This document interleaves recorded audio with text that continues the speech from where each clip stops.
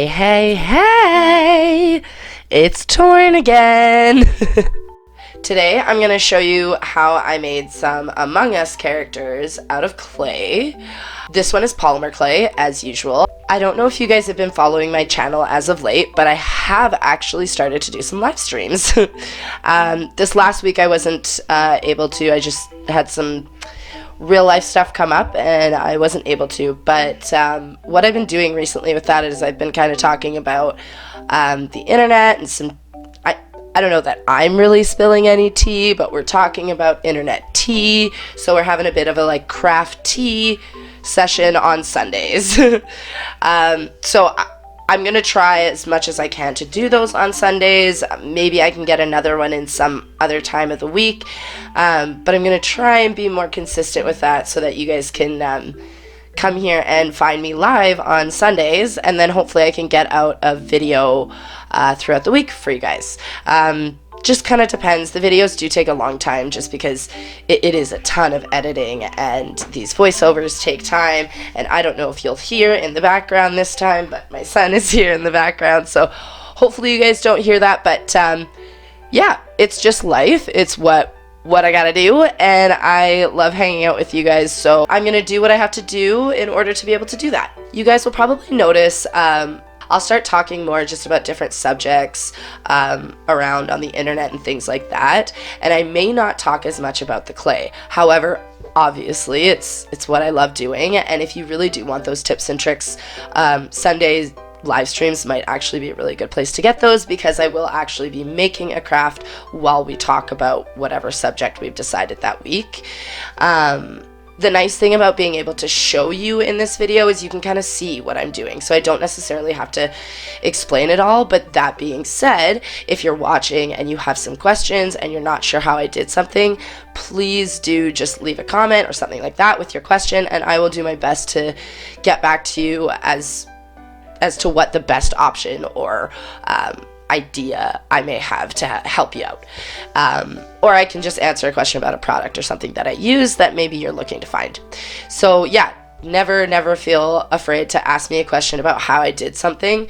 It's how I learned. So if you want to learn, I am more than willing to help you learn too. And if you guys ever actually recreate something that I've made, or you try something that I've tried, I would love to see your creations, even if it's not clay. I love anything artistic, so I'm gonna try to remember to put my Twitter handle in the description, and you guys can tag me with any creations that you make, that you want to share. I would love to see them.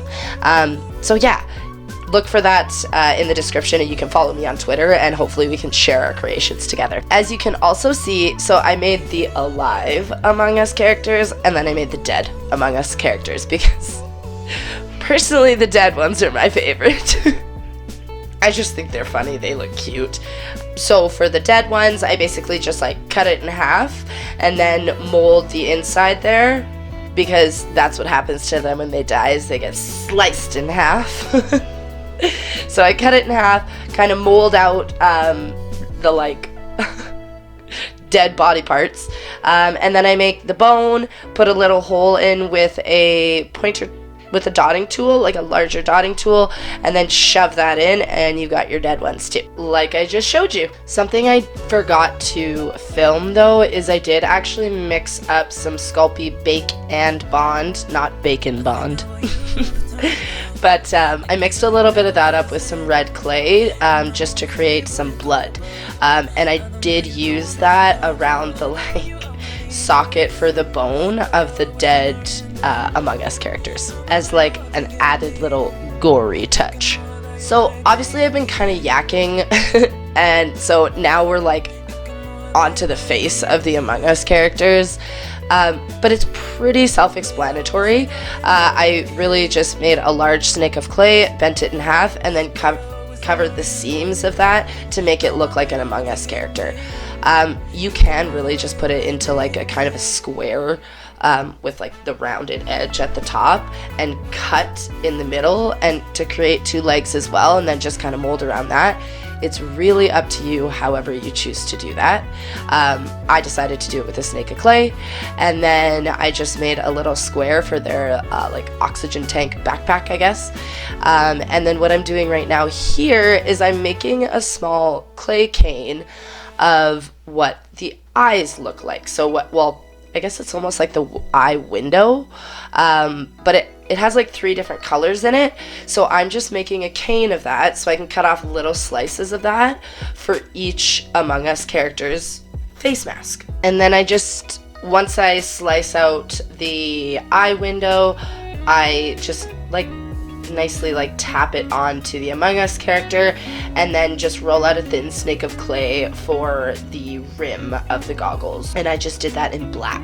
So I end up making these in a bunch of different colors. So once you get like the face on, their little backpacks, you want to make sure you put all your findings in and things like that, and then you want to bake your Among Us clay characters for 20 minutes at 200 degrees Fahrenheit. And then in the Among Us game, they all have different hats that you can choose for your characters.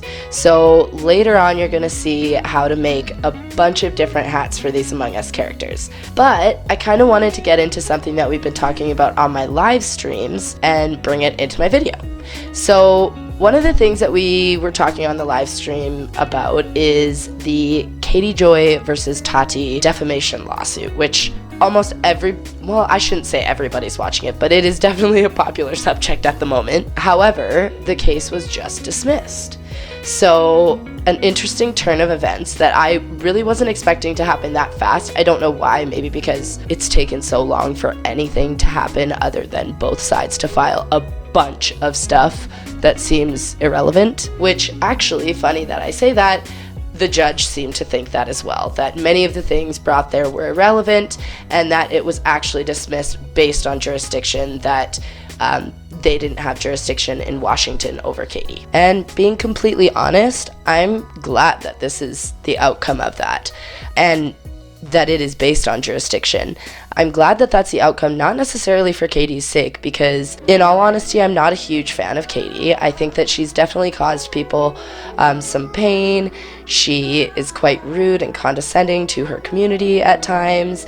She thinks quite highly of herself, and she doesn't necessarily have all the facts all the time. And my biggest frustration with Katie is how hypocritical she is. She will say one thing, do the other, and then do one thing and say the others, all in the same day. The reason I was happy about this is because I thought it set a really dangerous precedent for other YouTubers, that there was only 3 declarations from people who had watched Katie, who no longer watch her, I guess, but also do not support Halo Cosmetics, which is Tati's company. So this is where the damage was caused to Tati. But that is 3 people in the jurisdiction in which you're trying to sue her in. To me, that just did not seem like enough. The percentage of 3 people in Washington would be minuscule. So if Tati was to win jurisdiction in this, that could be used against other YouTubers in other cases. And I think that would just really suck. That just opens up a lot of YouTubers to lawsuits all over the world, I would think. So in that aspect, that's the reason why I was happy that this was dismissed based on jurisdiction. Now, because this case has been watched so closely, there are so many people who are extremely invested in this case, at least in my opinion. And because it's been dropped, there are a lot of people who are upset that it's been dropped because they feel that Katie deserves consequences for her actions. I've even heard some people explain it as they felt like this was their type of justice for the things that Katie had done to them, and that was why they had backed Tati so much in this lawsuit. I guess mainly on social media, really. So a lot of those people, rightfully so, think that this case will be refiled. And will be refiled in the correct jurisdiction, which would be Minnesota. But maybe I have another unpopular opinion that I kind of I don't know that it would be super smart for Tati to file again. Like, they just had, I think it was over 60 entries in this last case. So all of those entries that were paid for, declarations written and time taken to research and all that stuff, costs so much money. I mean, didn't Salty spend 16 hours on the phone with Lorianne in one day? And it just all got thrown out. So it could be refiled again, but that means you start that money train all over again. And yes, Tati has a lot of money, but she is also in another ongoing case. Her other case is with Clark Swanson, the co-owner of Halo Beauty, and that case is worth a ton. So does it really make sense for her to start another case again and be in 2 separate litigations again? I don't know. Maybe it does. Like I said, I don't know Tati. I don't know what she's gonna do. And I mean, Tati's making money off Halo Beauty still, I believe, but she's not making any content on YouTube. So she's not making money that way. And I mean, she's got 12 million subscribers, I think, or something like that. So you can't tell me she doesn't make money off of YouTube. But for me, it just seems like a waste. And really, there was a ton of money spent there on both sides. So I think, in a sense, Katie felt that she got some consequences from that. She had to pay for what she had done, whether it was proven or not. She still had to pay to defend herself. And Tati had to pay to go after her. So yeah, is that all really worth it again when you're already in another case that's actually worth much more than what Katie versus Tati was? So I guess we'll see. If Salty decides to refile in Minnesota, it'll be interesting. I think there's also a statute of limitations on the time that they have to file, and that's actually, like, I think it's running out pretty quickly from the time of, like, that Katie allegedly defamed Tati. So yeah, like, I'm pretty sure they have to file pretty soon. I'm not really sure what's gonna happen, and in my opinion, I think that Katie has gained a lot of attention through this lawsuit, and I think if it just keeps going, she's going to continue to gain that attention. I mean, she went from, I think it was like 134,000 subscribers to 140K just recently. I mean, I don't really care, like, good job, I mean, but if you truly do think that she is dangerous to people, she needs to be deplatformed, canceled, whatever you think that needs to happen, focusing so much attention on her is going to counteract that. And I think that having that lawsuit kind of does that. Even if it's negative attention, it's attention, right? And I'm not saying, like, I think Katie will always have people that will watch her, and that's fine. Like, it's YouTube. There's an audience for everyone. And even if they were to sue her again and take her to court again, at the end of the day, I still kind of think she would really only, even if they did win, there would be damages to pay. So again, it's just more money that is spent at the end of the day. I don't think that Katie is ever gonna go to jail for the things she said on YouTube. I don't know about the hacking and things like that. I don't know who is behind that. So I don't know who that is, but it's dumb. And it's another example of people being way too invested and inserting themselves into things that they really do not want to be part of. And once they're there, they're like, yeah, no, I don't want to be part of this. Just on the note of the hackers, I don't know why they were ever really called hackers. Was there really, like, hacking that happened? Actually, wait, maybe there was a little bit of hacking that happened, now that I think about it. But if they were hackers, they didn't seem very good at their jobs, because they didn't hack very much. You know, just saying. What I more so saw was a lot of threats, which, again, are still unacceptable and should be investigated. And I hope that those people are found, because yeah, it's just stupid and uncalled for and unneeded. People don't need to be threatened over a YouTube case, period. So I know it's at the end of this story, but I should probably say I have actually been following this Katie debacle since way too long. Way before Tati even sued Katie. I kind of knew all the shenanigans that Katie was up to. and a lot of the things that have gone on within her YouTube career. So I'm sure that there's probably things that I get wrong all the time. Again, I'm just somebody who watches the internet, and this is the take that I get on it. So I could be wrong. You feel free to correct me. I'm 100% okay with that.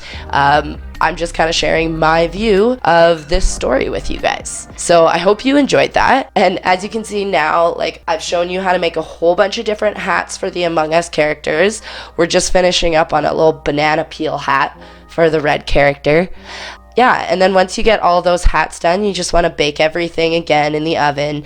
Remember, you can double bake clay, kind of work on projects as you go and bake as you go for areas of the clay that you don't want to ruin. So here's a little slideshow of the finished product. Thank you guys so much for stopping by again. If you liked this video, make sure you give it a thumbs up and subscribe and share and tell your friends about it.